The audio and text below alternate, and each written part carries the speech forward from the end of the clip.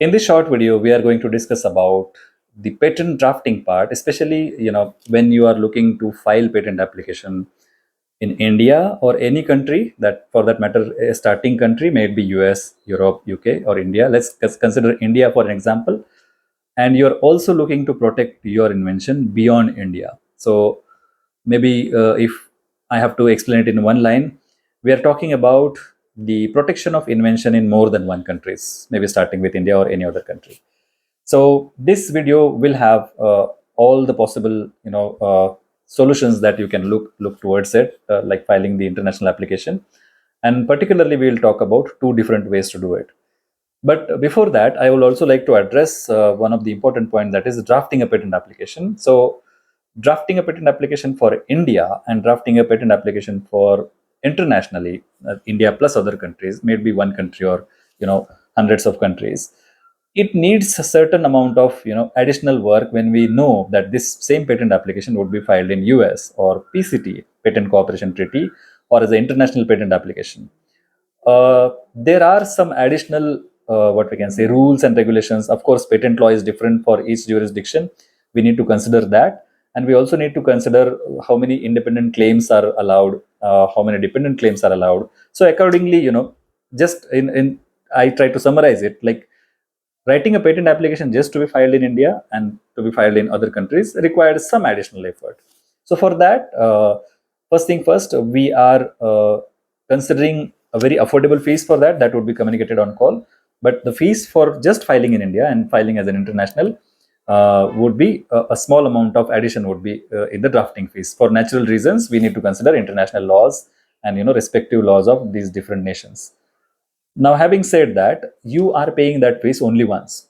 So once the patent is ready for to be filed in India, and we also take care of 3-4 countries while writing that patent application, you are not paying that patent drafting fees or that searching fees again and again.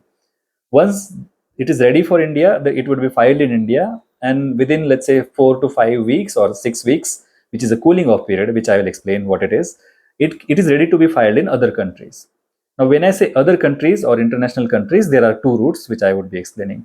So cooling off period means when we file a patent application in India, Indian Patent Office checks for its eligibility to be filed internationally. Why eligibility? Because it should not be having some contents about national security, like research related, or let's say uh, it should not be having contents in the invention about national security reasons, like military purpose reasons or any army related inventions. Or inventions might be having some words which are identified as something important to the national security.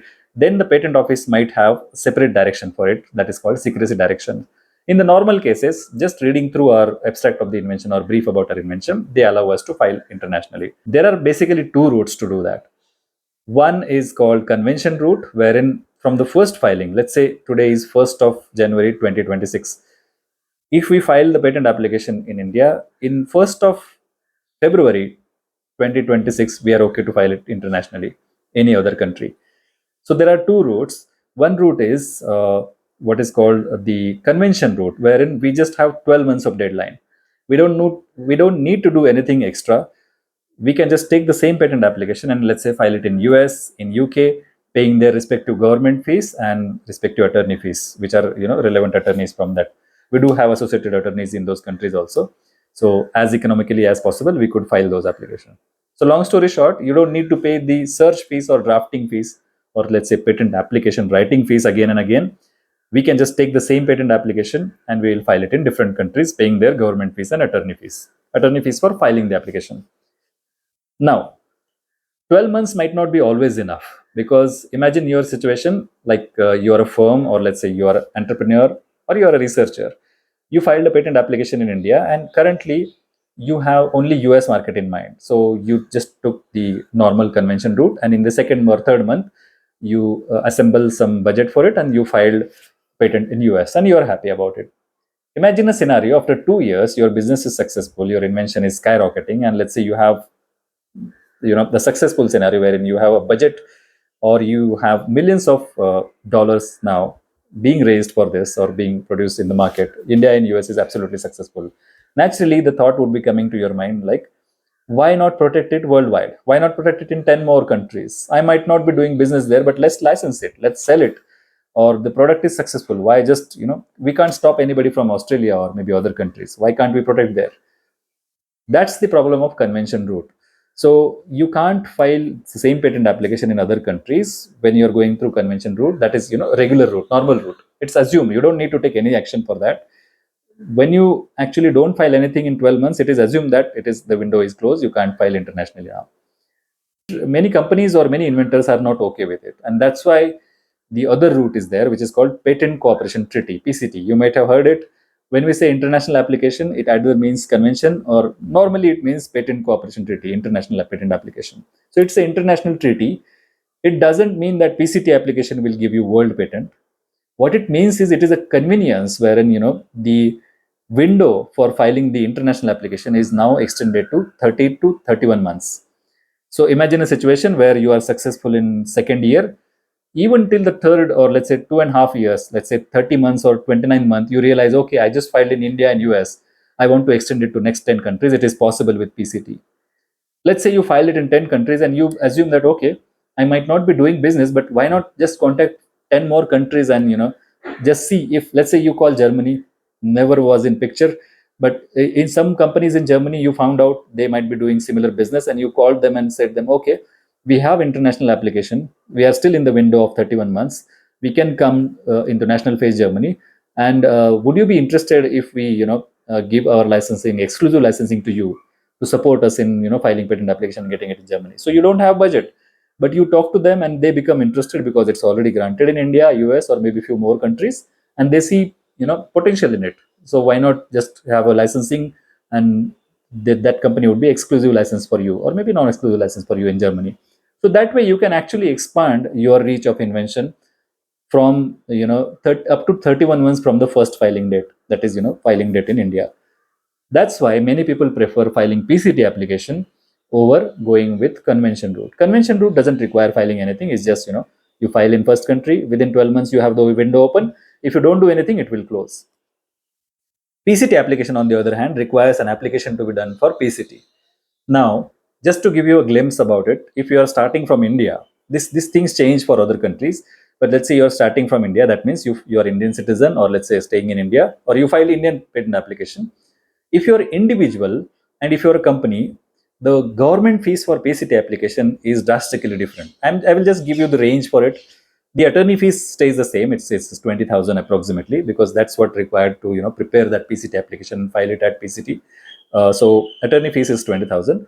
But then government fees, if you're a legal entity from India, may it be a startup or MSME or any other, beneficial legal entity, then the government fees for PCT application is approximately 1.2, 1.3 lakh.